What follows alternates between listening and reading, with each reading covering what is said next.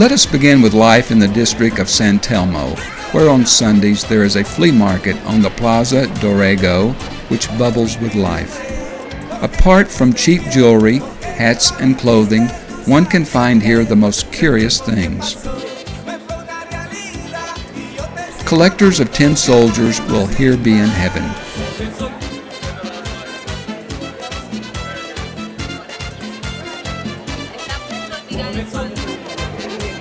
People seem to collect soda bottles in all shapes and colors. This dealer specializes in drinking glasses.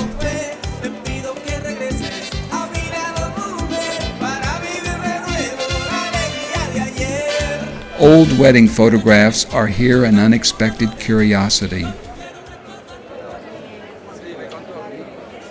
Nothing but knives, forks, and spoons.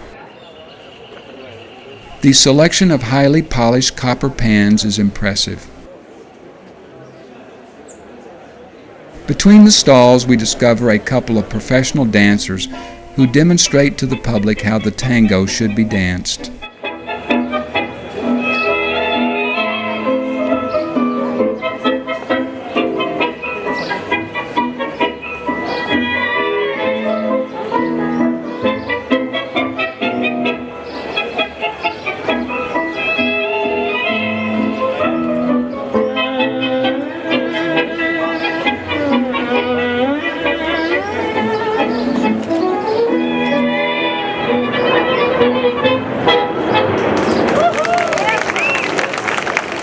The Defensa Street, which leads away from the Plaza Dorrego, is closed for traffic on Sundays. Here is a street performer frozen into a white sculpture. This woman does not want to get filmed without getting paid. Street vendors sell all sorts of silly gadgets. Brazilian street performers invite the public to participate in their show.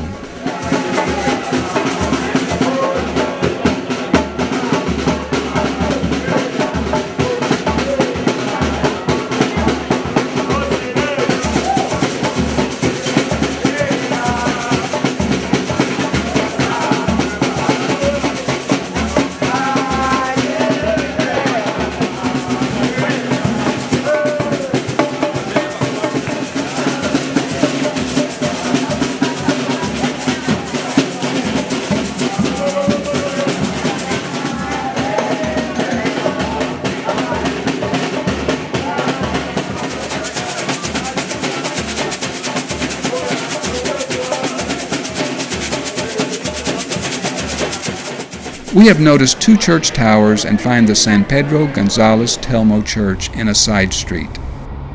Construction of this jewel was started in 1734, and in 1918 it was totally renovated.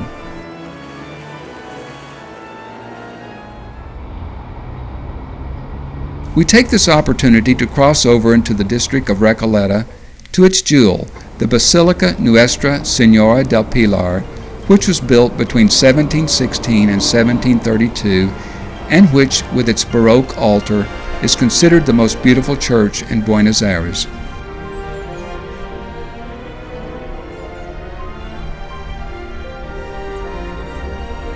Very close to the basilica is the entrance to the well-known cemetery, and thus we have reached the subject of death in Buenos Aires.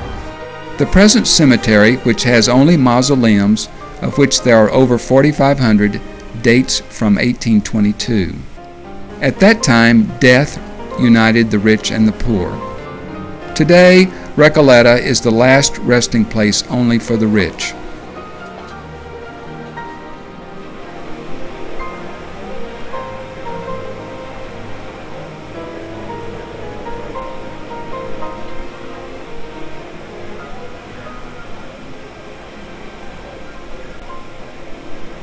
Many tombs look like small basilicas, built with expensive marble and other precious materials. A great number of the sculptures were made in France and Italy. Invariably, the mausoleums were built by famous architects and artists. Equally famous are the wildcats, the only living souls among the dead. Unfortunately, a large number of tombs are in a deplorable state. The doors are wide open and the coffins freely accessible. There are more coffins stowed in the basement. Also, burial chambers are open.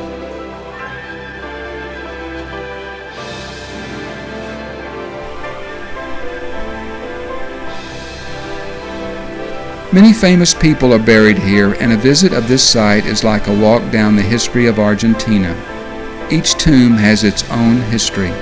Histories full of heroes, of failures, of passion, of love, and of hate. To conclude, we are visiting the grave of Eva Perón. Her maiden name was Duarte, which is in a narrow side path. Although she died in 1952, she is still being worshipped by many of her fans.